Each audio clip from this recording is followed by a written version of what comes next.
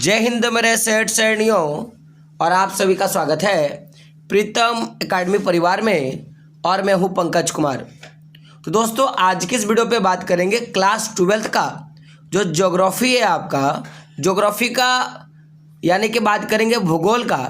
तो भूगोल के जो भी आपके मोस्ट इम्पॉर्टेंट ऑब्जेक्टिव क्वेश्चंस हो सकते हैं आपके बुक से, आज की इस वीडियो पे उन सभी मोस्ट इम्पॉर्टेंट वायरल प्रश्नों पे बात करेंगे। और इन वायरल ऑब्जेक्टिव प्रश्न जो है जितने भी आज के इस वीडियो पे लिया जा रहा है वो प्रश्न आपके बोर्ड एग्जाम में पूछा जाएगा। तो ऐसे अगर मैं बात करूंगा तो आज अब लोग सेट 1 पे बात करेंगे और फिर हम लोग सेट 2 पे बात करेंगे। ऐसे ऐसे करके हम लोग क्या करेंगे, टोटल के टोटल ज्योग्राफी के 5 सेट लेंगे और उन 5 सेटों से आपके बोर्ड एग्जाम में ऑब्जेक्टिव के प्रश्न जो है सीधे आपको देखने के लिए मिलेगा। तो आप लोग क्या करें, शुरू से लेके पहले लास्ट तक तो वीडियो को देखें ही, साथ ही अगर आप नए हैं ना तो चैनल को सब्सक्राइब जरूर कर लें। और एक बात, अगर आप देखोगे तो हिस्ट्री का जो वायरल पेपर का जो सेट 1 है आपका, वो मैंने बना लिया है, जो आप प्लेलिस्ट पे आप आराम से जाके देख सकते हो। तो बात करेंगे आज हम लोग मोस्ट इंपॉर्टेंट ऑब्जेक्टिव प्रश्नों पे। तो पहला प्रश्न क्या है कि मानव भूगोल मानव समाजों और धरातल के बीच संबंधों का विश्लेषित अध्ययन है। मानव भूगोल की यह परिभाषा किस भूगोल वेता द्वारा दिया गया है। यानी कि यह जो परिभाषा है आपका कि मानव भूगोल मानव समाजों धरातल के बीच का संबंध है, ये जो परिभाषा है वो किसके द्वारा दिया गया, तो ये रेटजेल के द्वारा दिया गया था। तो ऑप्शन नंबर ख क्या होगा आपका, सही हो जाएगा। अगला प्रश्न है आपका 2 नंबर का प्रश्न है कि निम्नलिखित में से कौन मानव भूगोल की शाखा नहीं है। तो कौन सा जो है मानव भूगोल का पार्ट नहीं है। ऑप्शन क्या है, जनसंख्या भूगोल, आर्थिक भूगोल, हेम्बोल्ट और क्या है बिडार्ड ली लाबास्ट। तो देखिए अगर बात किया जाए ये शाखा का बात नहीं है ना, तो जो आर्थिक भूगोल है वो आपका शाखा नहीं है। तो ऑप्शन नंबर ख क्या होगा आपका, सही होगा। अगला प्रश्न है आपका ग्रिफिथ टेलर द्वारा निम्नलिखित में से किस सिद्धांत को दिया गया था। जो आपका ग्रिफिथ टेलर है, इन्होंने किस सिद्धांत को दिया था, नवनिश्चयवाद सिद्धांत को, पर्यावरणवाद को, संभववाद को, या इनमें से किसी को नहीं। तो 3 नंबर का आंसर क्या होगा, ऑप्शन नंबर क यानी कि नवनिश्चयवाद को जो है ग्रिफिथ टेलर के द्वारा दिया गया था। अगला प्रश्न है आपका कि निम्नलिखित में से कौन सा भौतिक कारण जनसंख्या के वितरण को प्रभावित करता है। देखिए भौतिक कारण कौन सा है जो जनसंख्या के वितरण को क्या करता है, प्रभावित करता है। यानी कि जो जनसंख्या डिस्ट्रीब्यूट होता है ना उसको क्या करता है, प्रभावित करने का काम करता है। ऑप्शन क्या है, खनिज, जल की उपलब्धता, नगरीकरण और औद्योगिकरण। तो जो जल की उपलब्धता होगी ना वो जनसंख्या के वितरण को प्रभावित करता है। तो भौतिक कारण क्या है, जल की उपलब्धता। अगला प्रश्न है आपका कि निम्नलिखित में से कौन सा प्रवास का एक प्रतिकर्षक कारक है, यानी कि प्लस फैक्टर कौन सा है आपका, ये प्रश्न पूछा गया है। तो रोजगार, देखिए यहाँ पे रोजगार व अवसर, शांति एवं स्थापित्य, प्रतिकूल जलवायु और जीवन की सुरक्षिता। तो देखिए ऐसे तो सभी के सभी आपके प्रवास का एक कारक है, क्योंकि अगर किसी क्षेत्र में रहना चाहता है तो वो सभी चीज़ देखेगा कि वहाँ पे शांति है या नहीं, वहाँ के वातावरण या जलवायु उनके अनुरूप है या नहीं, उनके जीवन के लिए कितनी सुरक्षित मौजूद है। लेकिन अगर मैं मुख्य रूप से बात किया जाए तो रोजगार और जो अवसर है ना आपका, ये एक प्रतिकर्षक आपका कारक है, यानी कि प्लस फैक्टर है, जिससे जनसंख्या में आपको प्रवास देखने के लिए मिलेगा। यानी कि लोग जो है एक जगह से दूसरी जगह अगर जाते हैं ना, ज़्यादा मूव ऑन जो करते हैं ना, तो रोजगार और अवसर के तलाश में करते हैं। अगला प्रश्न है आपका जननांकीय संक्रमण सिद्धांत का प्रतिपादन किसने किया था। जननांकीय संक्रमण सिद्धांत का प्रतिपादन किसने किया था, तो यह WM थॉमसन ने किया था। ऑप्शन नंबर क क्या होगा आपका, सही होगा। अगला प्रश्न है आपका निम्नलिखित में से कौन से महाद्वीप में जनसंख्या वृद्धि दर सबसे अधिक है। सबसे अधिक वृद्धि दर कहाँ पे है, तो अफ्रीका में सबसे ज़्यादा जनसंख्या वृद्धि दर देखने के लिए मिलेगा। ऑप्शन नंबर ख क्या होगा आपका, सही होगा। अगला प्रश्न है आपका विस्तृत जनसंख्या का पिरामिड किस आकार का होता है।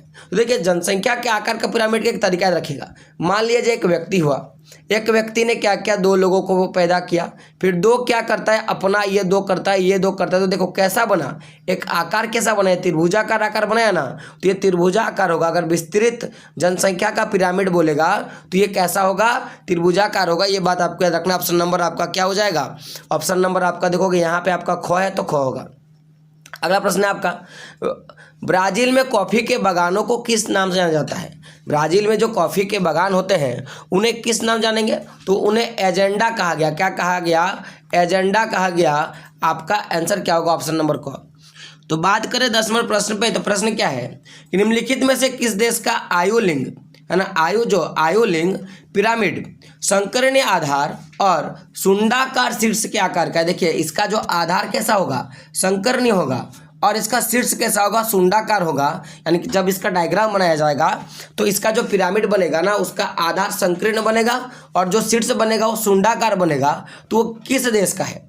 ऑप्शन क्या? ऑस्ट्रेलिया, नाइजीरिया, रूस या जापान। तो इसका आंसर क्या होगा आपका? ऑस्ट्रेलिया इसका आंसर होगा। ऑप्शन नंबर क क्या होगा आपका? सही होगा। अगला प्रश्न है आपका 11 नंबर का। प्रश्न क्या है आपका?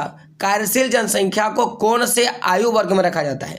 देखिए कार्यशील माने कौन सा जो जनसंख्या जो काम करती है, तो याद रखिएगा 15 से लेके 60 वर्ष तक का जो आयु होगा उसे कार्यशील के अंतर्गत रखा गया है। ऑप्शन नंबर ग क्या होगा आपका? सही होगा। अगला प्रश्न है आपका, रुडर कोयला क्षेत्र कौन से देश में स्थित है?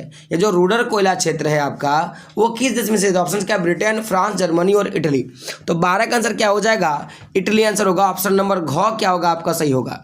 अगला प्रश्न है आपका 13 नंबर का प्रश्न है कि किस क्षेत्र को संयुक्त राज्य अमेरिका का जंग का कटोरा क्या कहा गया? जंग का कटोरा रूस्ट बॉयल कहते हैं। ऑप्शन क्या है? लॉरेंस है ना, बफेलो और क्या है आपका मेरिस गिले और क्या पीटर्सबर्ग। तो जो पीटर्सबर्ग है इसे जंग का कटोरा कहा गया, जंग का कटोरा कहा गया।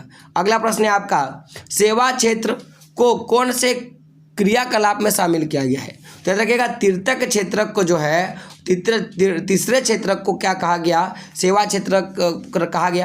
यानी कि तीर्थक क्षेत्र में सेवा क्षेत्र को क्या कहा गया? शामिल किया गया। या ऐसे बोलो कि तीर्थक क्षेत्र का ही नाम क्या? आपका सेवा क्षेत्र की। ये बात आपको याद रखना है। अगला प्रश्न आपका, बिग ईच पाइपलाइन में कौन से पदार्थ का परिवहन होता है? इसमें पेट्रोलियम का परिवहन होता है। ऑप्शन नंबर घ क्या होगा आपका? सही होगा। ऑप्शन नंबर घ क्या होगा आपका? सही होगा। अगला प्रश्न है, निम्नलिखित में से कौन सा देश दक्षिणी अमेरिकी देश ओपेक का सदस्य है? तो देखिए ओपेक का सदस्य देश, तो ओपेक का फुल फॉर्म आपको पता होगा ना, क्या होता है आपका? Organisation of the petroleum exporting countries. यानी कि ये जो देश होते हैं ओपेक देश, ये सारे के सारे क्या करते हैं? पेट्रोलियम का आयात और निर्यात करने का काम करते हैं। ठीक है। अब क्वेश्चन कभी कभी ये पूछता है कि आखिर बताइए जो ओपेक है ना इसका स्थापना कब हुआ था? तो रखिएगा 24 सितंबर को। कब हुआ था? 24 सितंबर 1960 को इसका क्या हुआ था? स्थापना हुआ था। ये बात आपको देखना है। वही अगर बात किया जाए इसके सदस्य देश का, तो गौर कीजिएगा सदस्य देश में कौन कौन आता है। एक तो आपका ईरान आएगा, दूसरा आपका इराक आएगा है ना, तीसरा आपका सऊदी अरब आएगा और चौथा आपका क्या आएगा? वेनेजुएला आएगा। तो देखिए यहाँ पे क्या आपका कि ओपेक का सदस्य देश है, तो मैंने क्या बोला था? ईरान, इराक, सऊदी अरब और साथ साथ में मैंने क्या बोला था आपको कि वेनेजुएला। तो इसका आंसर क्या होगा? वेनेजुएला क्या होगा आपका? इसका आंसर होगा। और साथ साथ अगर मैं इसका हेडक्वार्टर का बात करूँ ना, HC यानी कि हेडक्वार्टर का बात करूँ, तो ये कहाँ पे है? वियना ऑस्ट्रिया में। कहाँ पे? वियना ऑस्ट्रिया में है। आपको ये बात याद रखना है। अगला प्रश्न है आपका, विश्व व्यापार संगठन का मुख्यालय कहाँ है? तो ये तो जेनेवा में है। आपको ये बात याद रखना होगा। इसको क्या बोलते हैं? वर्ल्ड ट्रेड ऑर्गेनाइजेशन बोला गया है। इसका स्थापना कब हुआ था? आपका स्थापना हुआ था 1 जनवरी 1995 को। क्या हुआ था? इसका स्थापना हुआ था। ये बात आपको याद रखना है। वही अगर बात किया जाए इस संगठन में कुल मिलाकर 123 देश शामिल है और जो सबसे अंतिम देश है ना, अंतिम जो लास्ट में देश है वो कौन है आपका? अफगानिस्तान है। ये बात भी आपको क्या करना है? याद रखना है। अगला प्रश्न है, निम्नलिखित में से किस प्रकार की बस्तियां सड़क या नदी के किनारे विकसित होती है? तो देखिए वृत्ताकार, वर्गाकार, रेखीय और क्या अर्धवृत्ताकार। तो जो रेखीय होता है ना वो सड़कों के सामने और आपको नदियों के पास मिलेगा। जैसे मान लो ये नदी बहा है तो नदियों के पास जो भी घर मिलेगा ना ये आपको ऐसे मिलेगा, रेखीय माने सीधा मिलेगा। या कोई सड़क है तो इसके पास रेखीय मिलेगा। लेकिन अगर कहीं पे अगर कृषि समुदाय के लोग रहते हैं जहाँ पे कृषि ज़्यादा होती है तो वहाँ पर आपको क्या मिलेगा? वृत्ताकार जो है आपको मैं बोलूँगा बस्ती देखने के लिए मिलेगा। लेकिन यहाँ पे पूछा है कि सड़क के किनारे और नदी के पास कौन सा बस्ती मिलेगा? तो रेखीय बस्ती मिलेगा। ऑप्शन नंबर ग क्या होगा? सही होगा। अगला प्रश्न है, विश्व नगरी शब्द का प्रयोग सर्वप्रथम किसने किया था? ये जो आपका विश्व नगरी शब्द है इसका प्रयोग सर्वप्रथम किसने किया था? तो जीन जो आपका जीन गैटमैन है, इन्होंने क्या था, ऑप्शन नंबर क क्या होगा आपका सही होगा। अगला प्रश्न है पेरियर घास का मैदान कहाँ स्थित है। तो देखिए पेरियर घास का मैदान का अगर मैं बात करूँ तो ये तो उत्तर अमेरिका में है, लेकिन अगर आप देखोगे ध्यान से, जैसे कि अगर मैं बात करूँ पूर्वी यूरोप का, तो पूर्वी यूरोप का जो घास का मैदान है उसे स्टेपी कहा जाता है। साथ साथ जो आपका एशिया है, तो एशिया का भी जो आपका एशिया के में किसका बात करूँगा, मध्य एशिया, तो मध्य एशिया के घास का मैदान को भी स्टेपी ही कहा गया। और वहीं अगर बात किया जाए अफ्रीका का, तो अफ्रीका का जो घास का मैदान है, अफ्रीका का जो घास का मैदान उसे क्या कहा गया, सवाना कहा गया। और वही दक्षिण अमेरिका जो है उसका घास के मैदान को क्या कहा गया, पोम्पास कहा गया। ये बात क्या करना है आपको याद रखना है, क्योंकि यहाँ से भी आपके प्रश्न पूछे जाते हैं। अगला प्रश्न है विश्व में भारत की कितनी प्रतिशत जनसंख्या निवास करती है। तो याद रखिएगा 17.7% जनसंख्या निवास करती है। और ऑप्शंस के हिसाब से बात किया जाए तो ऑप्शन नंबर ग क्या होगा, यानी कि 17.5% आपका क्या होगा, सही होगा। अगला प्रश्न है भारत की पहली जनगणना कब हुआ था। भारत की पहली जो जनगणना है वो कब हुआ था। तो अगर मैं भारत की पहली जनगणना का बात करूं तो वो 1881 को हुआ था। ऑप्शन नंबर ग क्या होगा, सही होगा।